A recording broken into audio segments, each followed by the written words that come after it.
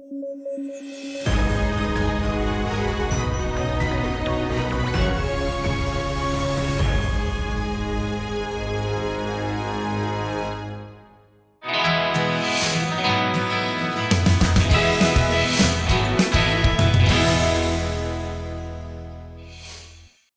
Court ने केंद्र सरकार को राष्ट्रीय अनुसूचित जाति आयोग में मौजूद खाली पदों को जल्द भरने का आदेश दिया है। यह आदेश मुख्य न्यायाधीश डीवाई चंद्रचूड़ की अगुवाई वाली 3 सदस्यीय पीठ ने जारी किया।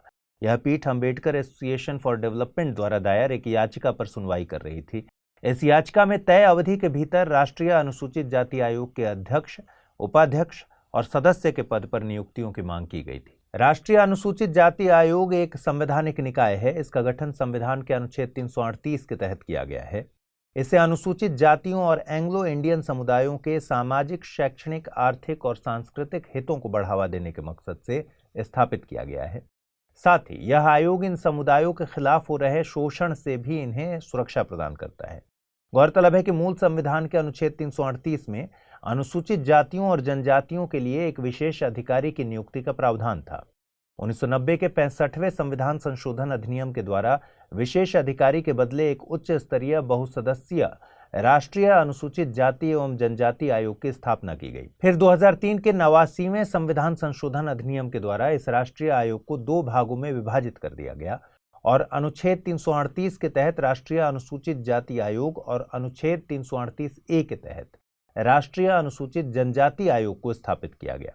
अभी राष्ट्रीय अनुसूचित जाति आयोग में एक अध्यक्ष, एक उपाध्यक्ष और 3 अन्य सदस्य हैं।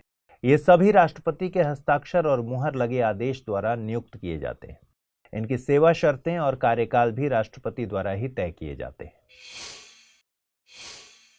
17 अप्रैल का दिन भारत की पहली लोकसभा के गठन के लिए जाना जाता है। 25 अक्टूबर 1951 से 21 फरवरी 1952 तक चले पहले आम चुनाव के बाद 17 अप्रैल 1952 को पहली लोकसभा गठित हुई थी।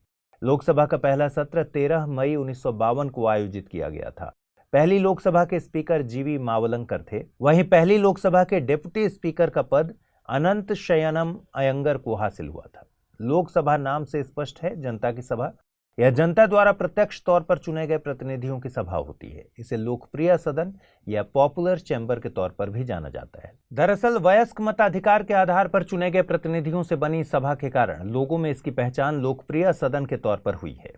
संविधान में लोकसभा के सदस्यों की अधिकतम संख्या 552 तय की गई है। इसमें 530 सदस्य राज्यों से, वहीं 20 सदस्य संघ शासित प्रदेशों के होते हैं। 104वें संविधान संशोधन अधिनियम 2019 के लागू होने से पूर्व तक 2 सदस्य एंग्लो इंडियन कम्युनिटी से चुने जाते थे। राज्यों के प्रतिनिधि विभिन्न निर्वाचन क्षेत्रों से लोगों द्वारा प्रत्यक्ष तौर पर चुने जाते हैं। वोट देने की एज को 61वें संविधान संशोधन अधिनियम 1988 द्वारा 21 साल से घटाकर 18 साल कर दिया गया था। लोकसभा अधिकतम 5 सालों के लिए चुनी जाती है। आमतौर पर इसकी अवधि आम चुनाव के बाद हुई पहली बैठक से 5 साल के लिए होती है। हालांकि इसे 5 साल से पहले भी डिसॉल्व किया जा सकता है। इसका अधिकार राष्ट्रपति के पास है। इसे कोर्ट में चैलेंज नहीं किया जा सकता। ऐसा 2 स्थितियों में होता है। पहला, प्रधानमंत्री राष्ट्रपति को डिसॉल्व करने की सलाह दें। दूसरा, यदि कोई दल या गठबंधन सरकार न बना सके। इसके अलावा लोकसभा की अवधि इमरजेंसी यानी आपातकाल की स्थिति में एक बार में 1 साल तक बढ़ाई जा सकती है, लेकिन यह किसी भी स्थिति में आपातकाल खत्म होने के बाद 6 महीने की अवधि से ज्यादा नहीं हो सकता। केंद्र सरकार ने APPI यानी पशु महामारी तैयारी पहल और animal health system support for one health launch किया है। इसे भविष्य में होने वाली पशु महामारी के खिलाफ भारत की तैयारियों को बढ़ाने और जानवरों से मनुष्यों में फैलने वाले जूनोटिक रोगों को रोकने के मकसद से लाया गया है। यह पशु महामारी तैयारी पहल पशु चिकित्सा सेवाओं और बुनियादी ढांचे, रोग निगरानी क्षमताओं और पशु स्वास्थ्य पेशेवरों की क्षमता को बढ़ाने और किसानों के बीच सामुदायिक पहुंच के माध्यम से जागरूकता में सुधार करने में मदद करेगी। गौरतलब है कि पशु महामारी तैयारी पहल के प्रमुख तत्वों में एकीकृत रोग निगरानी, प्रारंभिक चेतावनी और प्रतिक्रिया, टीका या निदान, अनुसंधान और विकास तथा वित्त पोषण और नियामक ढांचे के साथ समन्वयन शामिल है।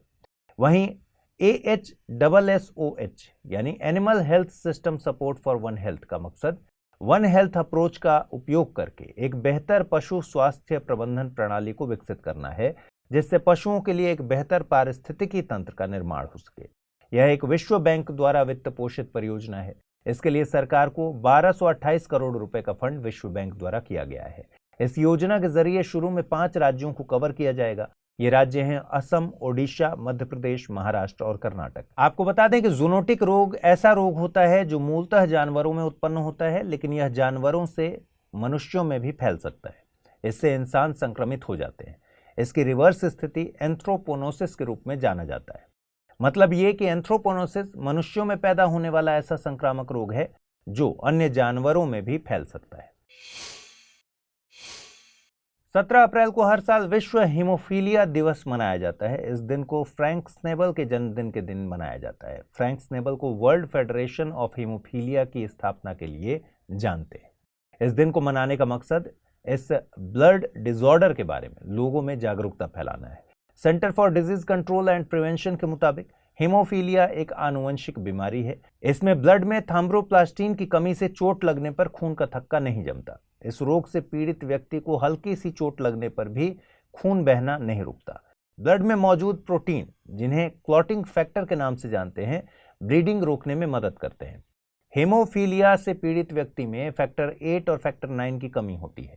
हीमोफीलिया के 2 प्रकार होते हैं, हीमोफीलिया ए और haemophilia B. Haemophilia A clotting factor 8 की कमी से होता है, जबकि हीमोफीलिया बी क्लॉटिंग फैक्टर 9 की कमी से होता है। हीमोफीलिया ए को क्लासिक हीमोफीलिया कहते हैं। हीमोफीलिया बी क्रिसमस डिजीज के नाम से भी जाना जाता है। हीमोफीलिया एक रेयर ब्लड डिजीज है। हर 10,000 में से एक व्यक्ति हीमोफीलिया के साथ पैदा होता है। वर्तमान में इसके इलाज का एक ही तरीका है, जिसमें मरीज के शरीर में कमर्शियली मैन्युफैक्चर्ड फैक्टर्स इंसर्ट किए जाते हैं, जिन्हें कंसंट्रेट्स कहते हैं। ब्लड लॉस को रोकने के लिए मरीजों को ये फैक्टर्स रोजाना इंसर्ट करने को कहा जाता है। ये रोग आमतौर पर पुरुषों में पाया जाता है। आइए अब जल्दी से देखते हैं बुलेटिन पर आधारित क्या सवाल बन सकते हैं। पहला सवाल है, निम्नलिखित युग्मों पर विचार कीजिए।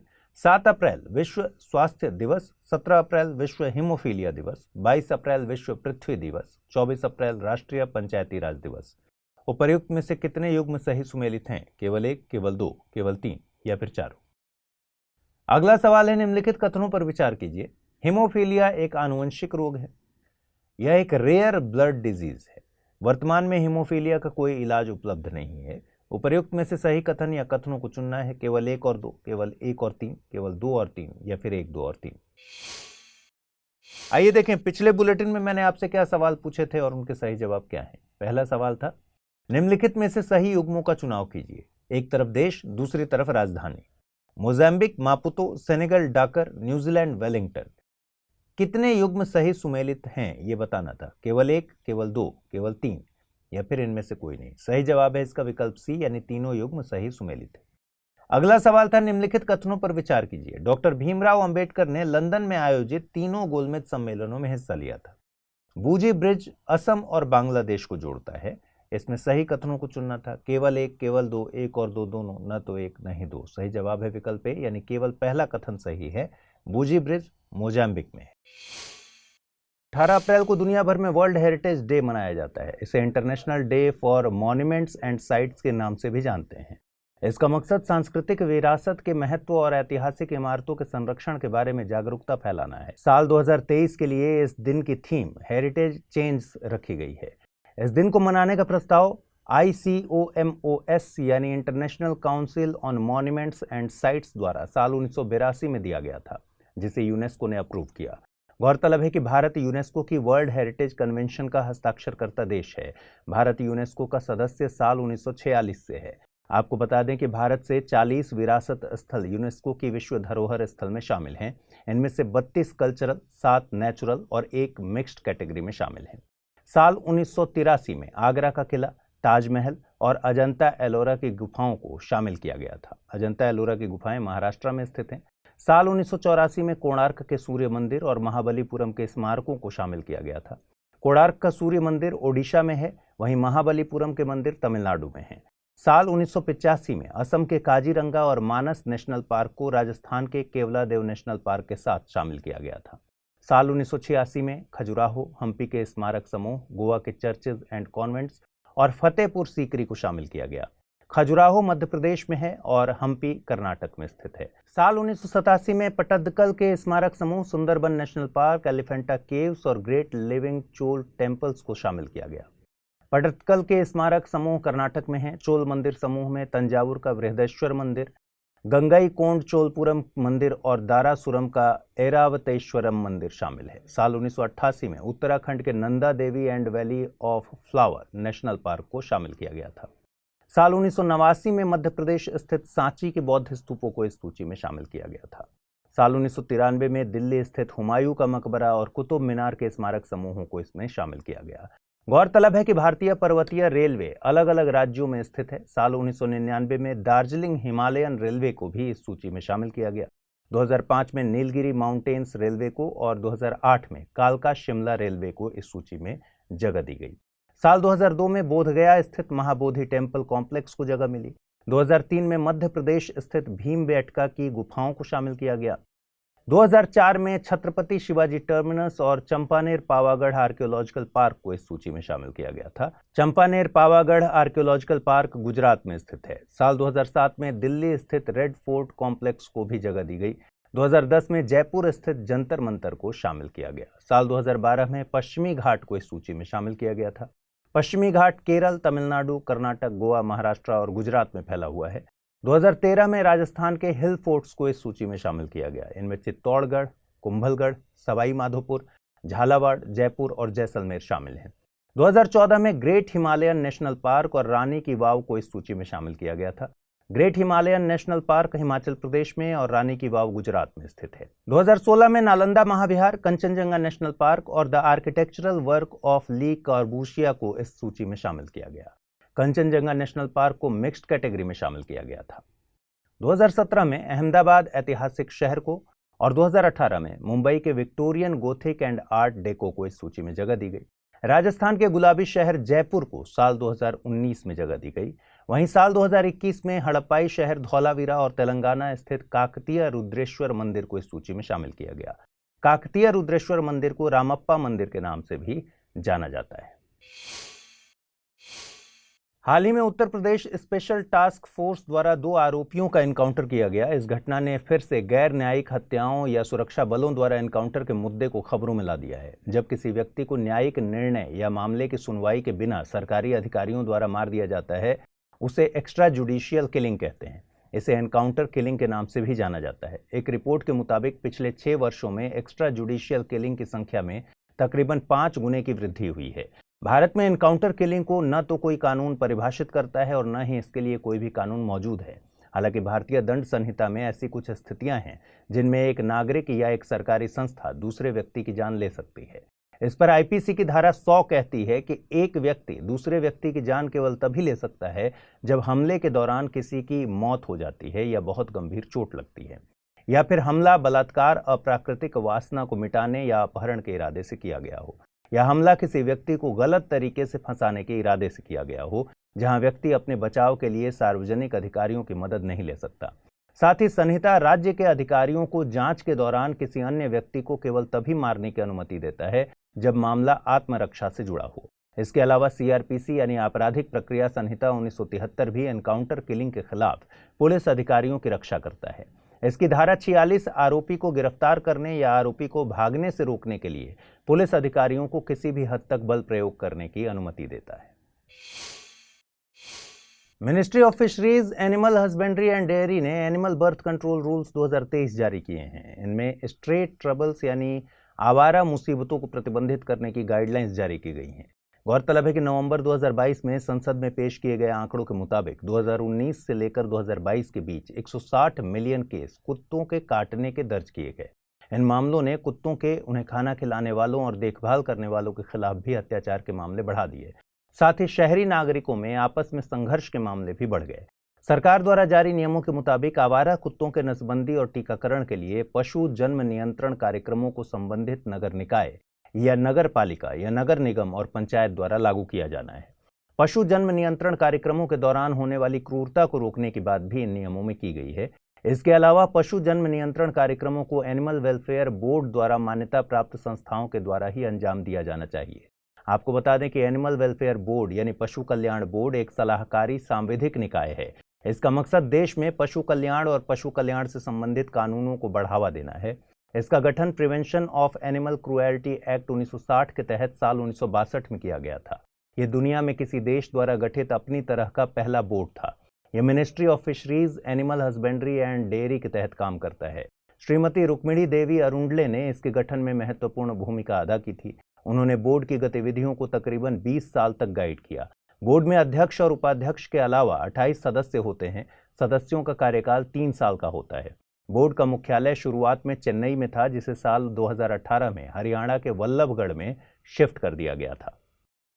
इस खबर की अहमियत को समझने के लिए साल 2014 में यूपीएससी की प्रारंभिक परीक्षा में पूछे गए प्रश्न पर गौर कर लेते हैं। प्रश्न पूछा गया था, निम्नलिखित कथनों पर विचार कीजिए। भारतीय पशु कल्याण बोर्ड पर्यावरण संरक्षण अधिनियम 1986 के अधीन स्थापित है। राष्ट्रीय बाघ संरक्षण प्राधिकरण एक सांविधिक निकाय है। राष्ट्रीय गंगा नदी द्रोणी प्राधिकरण की अध्यक्षता प्रधानमंत्री करते हैं। उपर्युक्त कथनों में से सही कथन चुनना था, केवल 1, केवल 2 और 3, केवल 2 या फिर 1, 2 और 3। इस प्रश्न का सही जवाब है ऑप्शन बी। भारत मौसम विज्ञान विभाग यानी आईएमडी ने उत्तरी और तटीय राज्यों सहित भारत के कई हिस्सों के लिए लू या हीट वेव्स की चेतावनी जारी की है। हीट वेव अत्यधिक गर्म मौसम की अवधि होती है जिसमें तापमान किसी दिए गए क्षेत्र के औसत से अधिक हो जाता है। यह स्थिति आमतौर पर 2 या उससे अधिक दिनों तक रहती है, मगर कभी कभी यह कई दिनों या हफ्तों तक भी चलती है।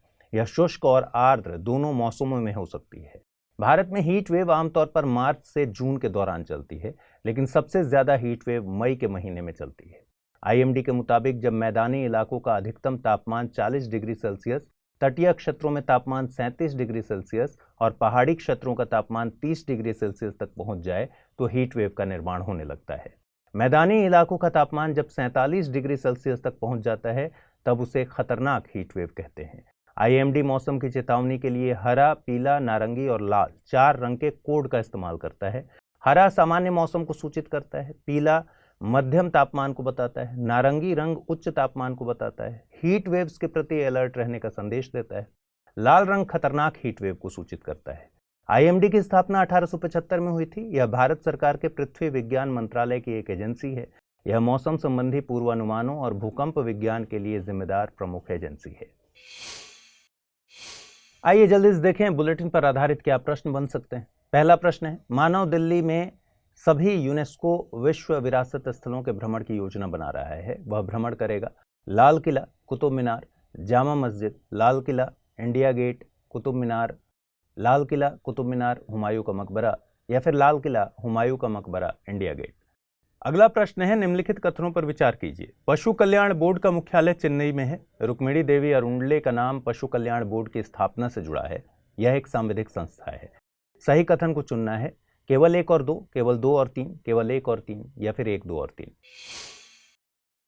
आइए देखें पिछले बुलेटिन पर आधारित क्या प्रश्न मैंने पूछे थे और उनके सही जवाब क्या हैं। पहला प्रश्न था, निम्नलिखित युग्मों पर विचार कीजिए। 7 अप्रैल विश्व स्वास्थ्य दिवस, 17 अप्रैल विश्व हीमोफीलिया दिवस, 22 अप्रैल विश्व पृथ्वी दिवस, 24 अप्रैल राष्ट्रीय पंचायती राज दिवस। उपर्युक्त में से कितने युग्म सही सुमेलित हैं? केवल 1, केवल 2, केवल 3 या फिर सभी चारों? और इस प्रश्न का सही जवाब है इसमें सभी चारों युग्म सही हैं। निम्नलिखित कथनों पर विचार कीजिए। हीमोफीलिया एक आनुवंशिक रोग है।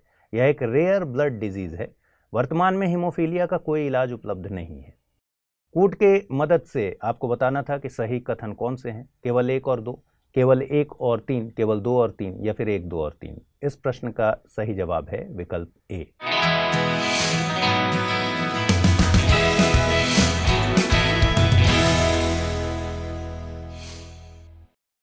हाल ही में G7 के मंत्रियों की meeting on climate, energy and environment Japan के सापोरो में आयोजित की गई। दरअसल मई 2023 में जापान के हिरोशिमा में G7 का सालाना सम्मेलन आयोजित होना है। उससे पहले यह सम्मेलन आयोजित किया गया है। साल 2023 में G7 की अध्यक्षता जापान के पास है। सापोरो में आयोजित सम्मेलन में भारत, इंडोनेशिया और यूएई को गेस्ट कंट्रीज के तौर पर आमंत्रित किया गया था। इस साल भारत के पास G20, इंडोनेशिया के पास आसियान और यूएई के पास COP28 की अध्यक्षता है। इस सम्मेलन के दौरान कुछ अहम निर्णय लिए गए। इनमें 2050 तक फॉसिल फ्यूल्स यानी जीवाश्म ईंधनों के उपयोग को बंद करने की प्रक्रिया को तेज किया जाएगा। 2030 तक सामूहिक तौर पर ऑफशोर विंड कैपेसिटी को 150 गीगावाट तक बढ़ाया जाए। इसके अलावा सौर क्षमता को 1 टेरावाट से ज्यादा करने का लक्ष्य रखा गया है। 2035 तक पावर सेक्टर को डीकार्बोनाइज्ड करने का भी लक्ष्य रखा गया है। आपको बता दें कि G7 में UK, USA, Canada, Japan, France, Germany, Italy और EU शामिल हैं। यह एक अंतर सरकारी राजनीतिक संगठन है। इसमें विश्व की बड़ी और एडवांस्ड इकोनॉमीज शामिल हैं। 2014 तक रूस भी इस समूह का हिस्सा था, लेकिन क्रीमिया पर कब्जा करने के बाद इसे संगठन से बाहर कर दिया गया था। उत्साह पटनायक को मैल्कम आदिसेशिया पुरस्कार 2023 के लिए चुना गया है। उत्साह पटनायक राष्ट्रीय और अंतर्राष्ट्रीय स्तर पर जानी मानी अर्थशास्त्री हैं। उनके द्वारा लिखी गई प्रमुख किताबों में the agrarian question in Marx and his successors, capital and imperialism, theory, history and the present, the republic of hunger and other essays शामिल हैं।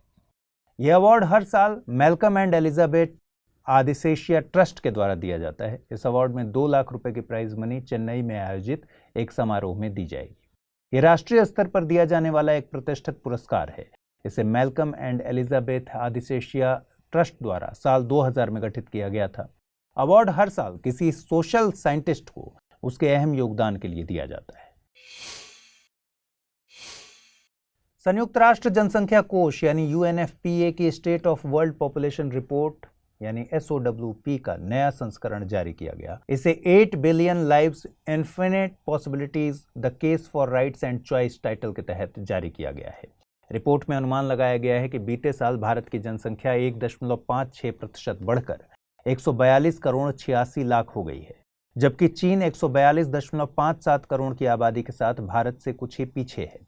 रिपोर्ट में यह भी कहा गया है कि भारत की कुल आबादी में 2/3 से अधिक लोग 15 से 64 आयु वर्ग के शामिल हैं।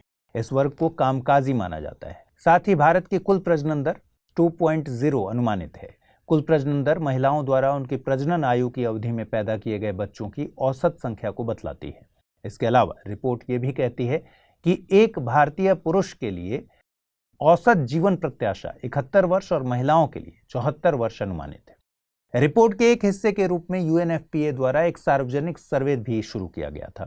इसमें भारत, ब्राजील, मिस्र, फ्रांस, हंगरी, जापान, नाइजीरिया और अमेरिका सहित 8 देशों के करीब 8000 लोगों ने हिस्सा लिया था।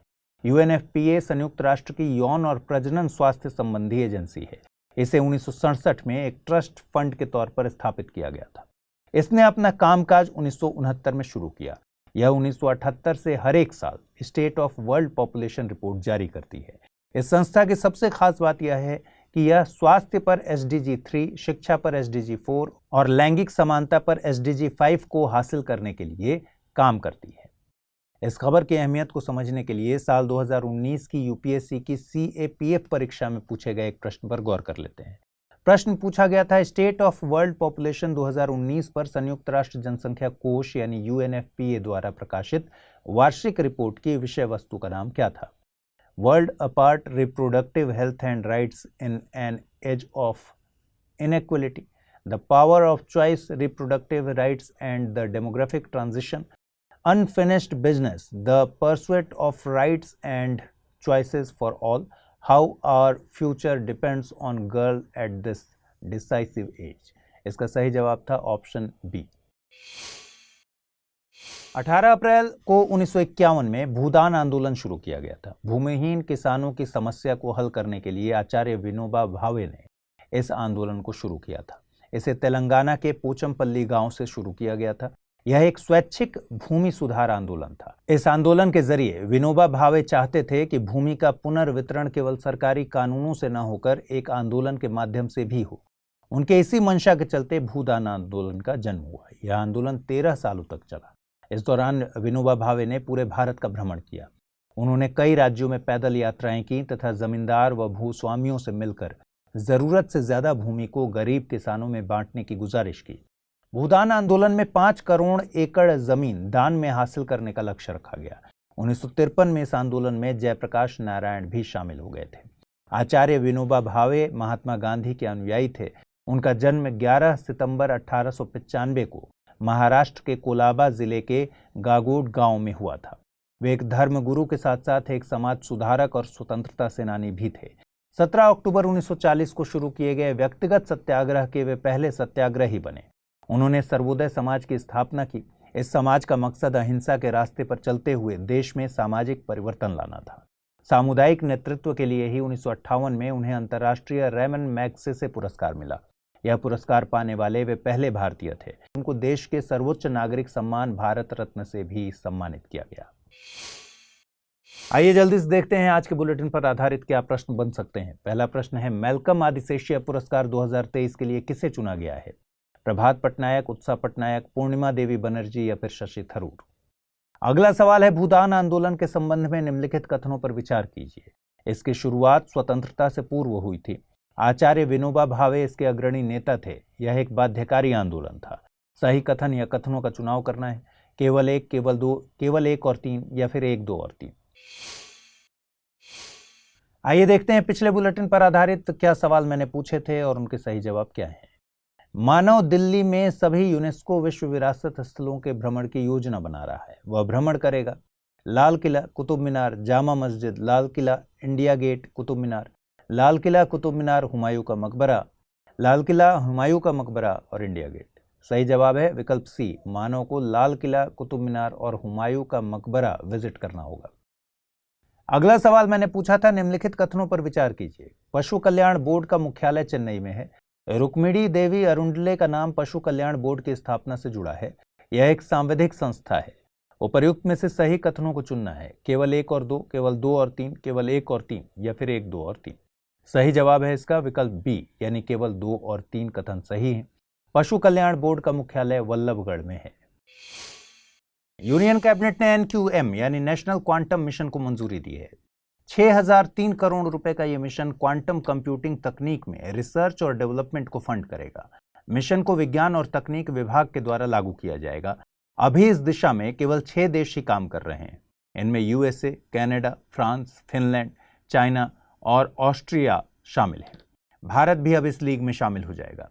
इस मिशन के तहत 4 थीमेटिक हब्स यानी टी हब्स गठित किए जाएंगे। इनमें quantum computing, quantum communication, quantum sensing and metrology और क्वांटम मटेरियल्स डिवाइसेस शामिल हैं। मिशन के तहत अगले 8 सालों में 50 से 1000 क्यूबिट रेंज के क्वांटम कंप्यूटर विकसित किए जाएंगे। इसके तहत ग्राउंड स्टेशन और रिसीवर के बीच 3000 किलोमीटर के लिए सैटेलाइट आधारित कम्युनिकेशंस विकसित किए जाएंगे। एनक्यूएम में QKD यानी क्वांटम की डिस्ट्रीब्यूशन के तहत कम्युनिकेशन लाइन विकसित की जाएगी। QKD एक सुरक्षित कम्युनिकेशन तकनीक है जो कि क्रिप्टोग्राफिक प्रोटोकॉल विकसित करने के लिए क्वांटम फिजिक्स का प्रयोग करती है। इसमें कम्युनिकेशन के लिए दोनों पक्षों के बीच एक सीक्रेट की साझा की जाती है। इससे मैसेज को एनक्रिप्ट या डिक्रिप्ट किया जाता है। क्वांटम कम्युनिकेशन कई मामलों में सुरक्षित कम्युनिकेशन मुहैया कराता है। आपको बता दें कि क्वांटम कंप्यूटिंग में बेसिक यूनिट के तौर पर बाइनरी बिट्स के बजाय क्यूबिट्स का प्रयोग किया जाता है। ये परंपरागत कंप्यूटर्स की तुलना में कई गुना तेज और ऑथेंटिक होते हैं। असम सरकार जल्द ही मां कामाख्या कॉरिडोर पर काम शुरू करेगी। कॉरिडोर को काशी विश्वनाथ और महाकाल कॉरिडोर की तर्ज पर विकसित किया जाएगा।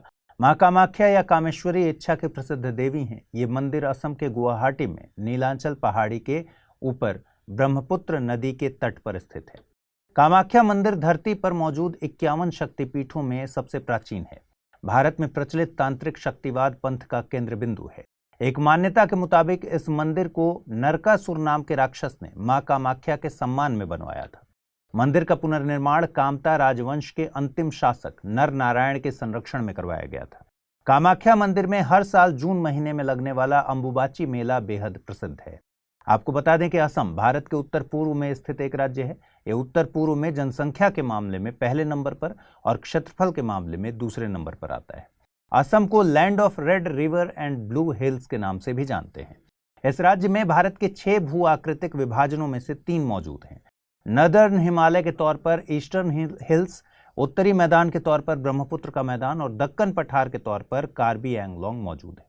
असम अपनी सीमा भूटान, बांग्लादेश, पश्चिम बंगाल, अरुणाचल प्रदेश, नागालैंड, त्रिपुरा, मिजोरम, मणिपुर और मेघालय से साझा करता है। सीबीआई ने दिल्ली स्थित ऑक्सफैम इंडिया संगठन के खिलाफ मामला दर्ज किया है। यह मामला FCRA यानी विदेशी अंशदान विनियमन अधिनियम के उल्लंघन के खिलाफ दर्ज किया गया है। दरअसल संगठन पर आरोप है कि 2013-14 से 2015-16 के बीच इसे FCRA के तहत तय बैंक खाते के बजाय किसी निजी खाते में 1.5 करोड़ रुपए का विदेशी योगदान मिला है। साथ ही संगठन पर यह भी आरोप है कि वो सेंटर फॉर पॉलिसी रिसर्च को अपने सहयोगियों या कर्मचारियों के माध्यम से धन मुहैया कराता है। भारत में किसी व्यक्ति या संस्था को मिले विदेशी धन को 2010 के FCRA कानून के तहत गृह मंत्रालय द्वारा रेगुलेट किया जाता है।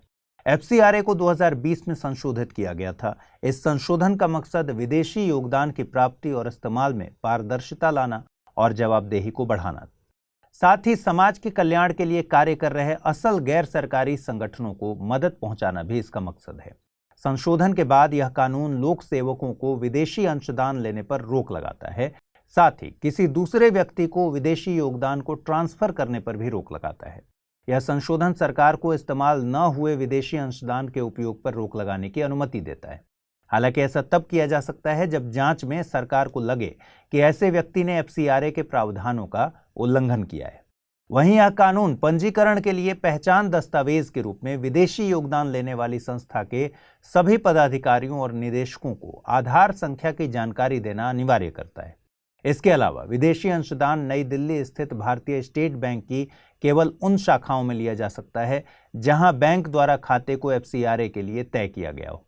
इस खाते में विदेशी अंशदान के अलावा कोई भी धनराशि प्राप्त या जमा किया जा सकता है।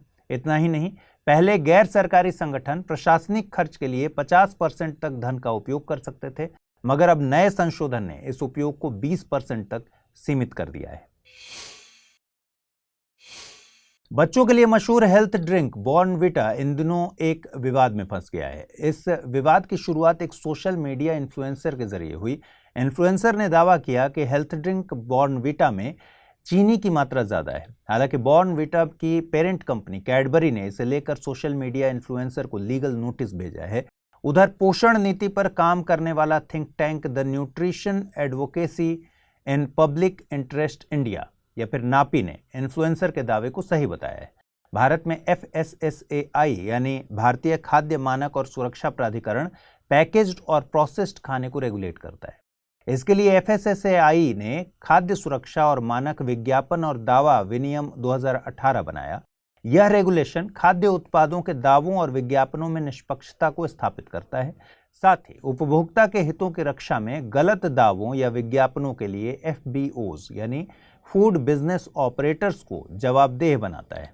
रेगुलेशन के मुताबिक प्रोडक्ट में पोषण संबंधी दावे करने वाली कंपनी को प्रोडक्ट की सूची में पदार्थों का जिक्र करना होगा। न्यूट्रिशन लेबलिंग के अनिवार्य भाग के रूप में न्यूट्रिएंट्स का उल्लेख करना होगा। जरूरी होने पर लेबल पर कुछ न्यूट्रिएंट्स की मात्रा या गुणवत्ता का भी जिक्र करना होगा। इसके अलावा प्रोडक्ट पर स्वास्थ्य संबंधी दावे का भी जिक्र करना होगा। FSSAI का गठन केंद्र सरकार के खाद्य सुरक्षा और मानक अधिनियम 2006 के तहत हुआ है। इसे भारत सरकार के स्वास्थ्य एवं परिवार कल्याण मंत्रालय के तहत गठित किया गया है। FSSAI मानव उपभोग के लिए पौष्टिक खाद्य पदार्थों के उत्पादन, भंडारण, वितरण, बिक्री और आयात की सुरक्षित व्यवस्था करने का काम करता है। इसके अलावा यह देश के सभी राज्यों, जिलों और ग्राम पंचायत स्तर पर खाद्य पदार्थों के उत्पादन और बिक्री के लिए तय मानकों को बनाए रखने में सहयोग करता है। यह समय समय पर खुदरा एवं थोक खाद्य पदार्थों की गुणवत्ता की भी जांच करता है। इसका मुख्यालय नई दिल्ली में स्थित है। आइए जल्दी से देखें बुलेटिन पर आधारित क्या सवाल बन सकते हैं। पहला सवाल है, भारत के एक राज्य के बारे में निम्नलिखित संकेतों पर विचार कीजिए। इसे land of red river and blue hills के नाम से जानते हैं। इसमें भारत के 6 में से 3 भू आकृतिक प्रभाग हैं। राज्य अंबुबाची मेले के लिए प्रसिद्ध है। दिए गए संकेतों के आधार पर राज्य की पहचान करनी है। कर्नाटक, आंध्र प्रदेश, असम या फिर छत्तीसगढ़। अगला सवाल है, निम्नलिखित में से किस राज्य समूह की सीमाएं असम से लगती हैं? पश्चिम बंगाल, अरुणाचल प्रदेश, नागालैंड, त्रिपुरा या फिर पश्चिम बंगाल, सिक्किम, नागालैंड, त्रिपुरा या मिजोरम, मणिपुर, सिक्किम, मेघालय या अरुणाचल प्रदेश, नागालैंड, त्रिपुरा, सिक्किम। अब देखते हैं पिछले बुलेटिन पर आधारित क्या सवाल मैंने पूछे थे और उनके सही जवाब क्या हैं। पहला सवाल था, मैल्कम आदिशेषिया पुरस्कार 2023 के लिए किसे चुना गया? प्रभात पटनायक, उत्सा पटनायक, पूर्णिमा देवी बनर्जी या फिर शशि थरूर। सही जवाब है विकल्प बी यानी उत्सा पटनायक। अगला सवाल था, भूदान आंदोलन के संबंध में निम्नलिखित कथनों पर विचार कीजिए। इसकी शुरुआत स्वतंत्रता से पूर्व हुई थी। आचार्य विनोबा भावे इसके अग्रणी नेता थे। यह एक बाध्यकारी आंदोलन था। सही कथन को कूट के जरिए चुनना था। केवल एक केवल 2, केवल 1 और 3, 1, 2 और 3। सही जवाब है इसका विकल्प बी, यानी केवल 2 सही है। इसकी शुरुआत स्वतंत्रता के बाद हुई थी। यह एक स्वैच्छिक आंदोलन था।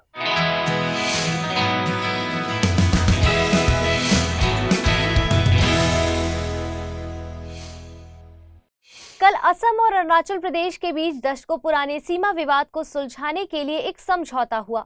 समझौते पर केंद्रीय गृह मंत्री की मौजूदगी में दोनों राज्यों के मुख्यमंत्रियों ने दस्तखत किए। असम की ओर से मुख्यमंत्री हिमंत बिस्वा शर्मा और अरुणाचल प्रदेश की ओर से मुख्यमंत्री प्रेमा खांडू ने दस्तखत किए। असम और अरुणाचल प्रदेश आपस में करीब 800 किलोमीटर लंबी सीमा साझा करते हैं और इनके बीच का ये सीमा विवाद 1972 से जारी था। विवाद का कारण एक स्थानीय रिपोर्ट था और इस रिपोर्ट ने दावा किया कि अरुणाचल प्रदेश से 3000 वर्ग किलोमीटर से अधिक क्षेत्र को असम में मिला दिया गया है, जबकि 1972 में केंद्र शासित प्रदेश बने अरुणाचल प्रदेश ने इस क्षेत्र को लेकर तर्क दिया कि अरुणाचल प्रदेश का हिस्सा रहे इन इलाकों को एक तरफा रूप से असम में मिला दिया गया है। 1987 में अरुणाचल प्रदेश को राज्य का दर्जा मिलने के बाद इस विवाद को सुलझाने के लिए एक त्रिपक्षीय समिति गठित की गई है। समिति ने कुछ क्षेत्रों को असम से अरुणाचल प्रदेश में ट्रांसफर करने की सिफारिश की है, मगर असम ने इसका विरोध किया और 1989 में मामला सुप्रीम कोर्ट में पहुंच गया। मगर पिछले साल जुलाई में दोनों राज्यों ने विवाद को खत्म करने पर फिर से इच्छा जताई और नामसाई घोषणा पर दस्तखत किए। नामसाई घोषणा से विवादित गांवों की संख्या 123 से घटकर 86 हो गई है। बाकी बचे विवादित क्षेत्रों के लिए कैबिनेट मंत्री की अध्यक्षता में 12 स्थानीय समितियों का गठन किया गया है। समितियों की सिफारिश के बाद 123 में से जिन 71 गांवों पर सहमति बनी है, उनमें से अरुणाचल प्रदेश का एक गांव असम में मिलाया जाएगा और 10 गांव असम में बने रहेंगे। बाकी बचे असम के 60 गांवों को अरुणाचल प्रदेश में मिलाया जाएगा और वहीं 123 में से बाकी बचे 52 गांवों में से 49 की गांवों की सीमा को स्थानीय समितियों द्वारा अगले 6 महीनों में सुलझाया जाना है। आखिर में बचे 3 गांव भारतीय वायुसेना की बमबारी रेंज के भीतर आते हैं और इसीलिए इन 3 गांवों के लिए पुनर्वास की व्यवस्था की जाएगी। ब्रिटिश शासन के दौरान अरुणाचल प्रदेश को NEFA यानी नॉर्थ ईस्ट फ्रंटियर ट्रैक्ट्स के नाम से जाना जाता था। हालांकि आजादी के बाद 1954 में यह NEFA यानी नॉर्थ ईस्ट फ्रंटियर एजेंसी बन गया। फिर 1972 में अरुणाचल प्रदेश बन गया और इसे एक केंद्र शासित प्रदेश का दर्जा मिला। आगे चलकर 1987 में इसे राज्य का दर्जा दिया गया। उधर छत्तीसगढ़ के मुख्यमंत्री भूपेश बघेल ने अपने 2 संशोधन विधेयकों को 9वीं अनुसूची में शामिल करने की मांग की है। ये विधेयक अनुसूचित जाति, अनुसूचित जनजाति और पिछड़ा वर्ग के लिए नौकरियों और शैक्षणिक संस्थानों में 76% कोटा की अनुमति देते हैं। पिछले दिसंबर में ये दोनों विधेयक राज्य विधानसभा द्वारा सर्वसम्मति से पारित किए गए थे। हालांकि अभी तक इस पर राज्यपाल की मंजूरी नहीं मिली है और 9वीं अनुसूची केंद्रीय और राज्य कानूनों की एक ऐसी सूची है जिन्हें अदालतों में चुनौती नहीं दी जा सकती। इस अनुसूची को 1951 में संविधान के पहले संशोधन द्वारा जोड़ा गया और इसे कृषि सुधार से संबंधित कानूनों को न्यायिक समीक्षा से बचाने और जमींदारी प्रथा को समाप्त करने के लिए लाया गया था। पहले संशोधन में ही इस अनुसूची में 13 कानून शामिल किए गए और वर्तमान में इसमें 284 विषय शामिल है। हालांकि वास्तविक कुल संख्या 282 ही है। ऐसा इसलिए कि 3 प्रविष्टियों 87, 92 और 130 को इस सूची से हटा दिया गया है और एक नई प्रविष्टि 257 क को इसमें शामिल कर दिया गया है। वहीं साल 2007 में आई आर कोएल्लो बनाम तमिलनाडु राज्य मामले में सर्वोच्च अदालत ने फैसला दिया है कि 24 अप्रैल 1973 के बाद शामिल सभी कानूनों की न्यायिक समीक्षा की जा सकती है। समीक्षा का आधार कानून का संविधान की मूल संरचना और अनुच्छेद 14, 19 और 21 से असंगत होना बताया है। साथ में अदालत ने यह भी कहा है कि यदि 9वीं अनुसूची के तहत किसी कानून की संवैधानिक वैधता को पहले बरकरार रखा गया है तो आगे इसे फिर से चुनौती नहीं दी जा सकती है। लीबनिज IZW यानी लीबनिज इंस्टीट्यूट फॉर जू एंड वाइल्ड लाइफ रिसर्च ने भारत में अफ्रीकी चीतों को लाने की योजना को लेकर चेतावनी जारी की है। लीबनिज IZW शोधकर्ताओं के मुताबिक भारत में अफ्रीकी चीतों को लाने की योजना उनकी स्थानिक पारिस्थितिकी पर विचार किए बिना बनाई गई थी। स्थानिक पारिस्थितिकी किसी प्रजातियों के मूवमेंट और बहु प्रजातियां समुदायों की स्टेबिलिटी पर क्षेत्र के बुनियादी प्रभावों को बताती हैं।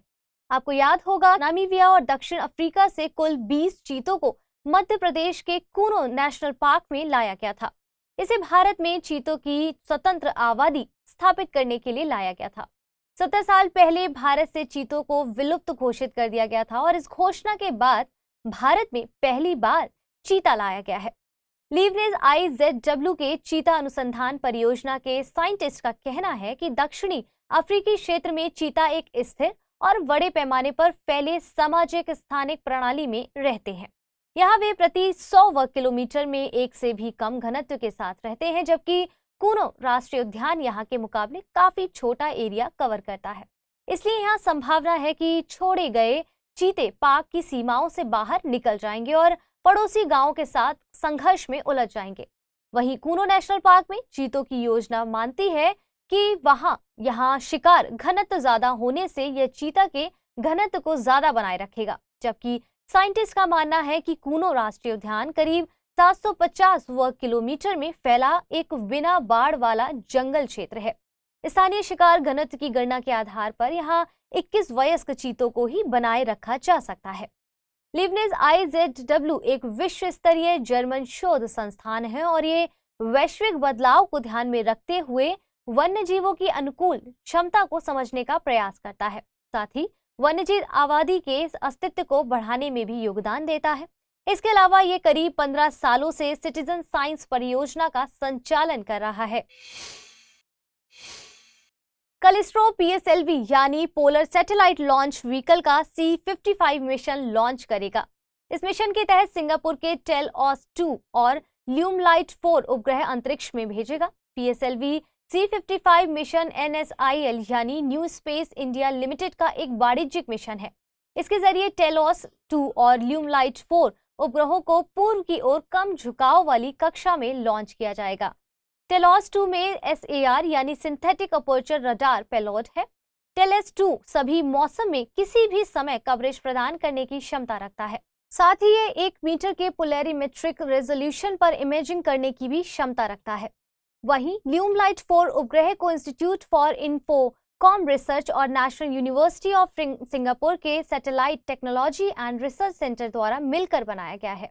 ल्यूमलाइट 4 एक उन्नत 12U उपग्रह है। इसे हाई परफॉर्मेंस वाले अंतरिक्ष के VHF डेटा एक्सचेंज सिस्टम के तकनीक को दिखाने के लिए विकसित किया गया है।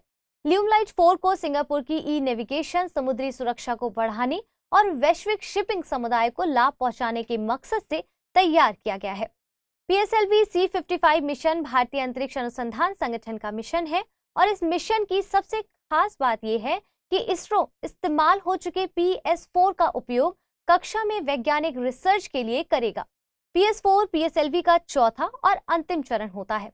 PSLV C55 मिशन में POEM यानी PSLV ऑर्बिटल एक्सपेरिमेंटल मॉड्यूल है। इस मॉड्यूल का इस्तेमाल PS4 के वैज्ञानिक प्रयोग में एक ऑर्बिटल मंच के रूप में किया जाएगा।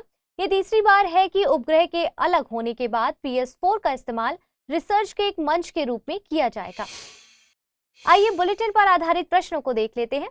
नामसाई घोषणा किससे संबंधित है? सीमा विवाद समझौता, नृजातीय समझौता, महिलाओं के अधिकारों पर समझौता या फिर नदी जल विवाद समझौता? अगला प्रश्न है, भारतीय संविधान के 9वीं अनुसूची के संबंध में निम्नलिखित कथनों पर विचार कीजिए। इसमें शामिल किसी भी कानून की न्यायिक समीक्षा की जा सकती है। इस अनुसूची को संविधान के 7वें संशोधन द्वारा जोड़ा गया है। वर्तमान में इसमें 284 विषय शामिल हैं।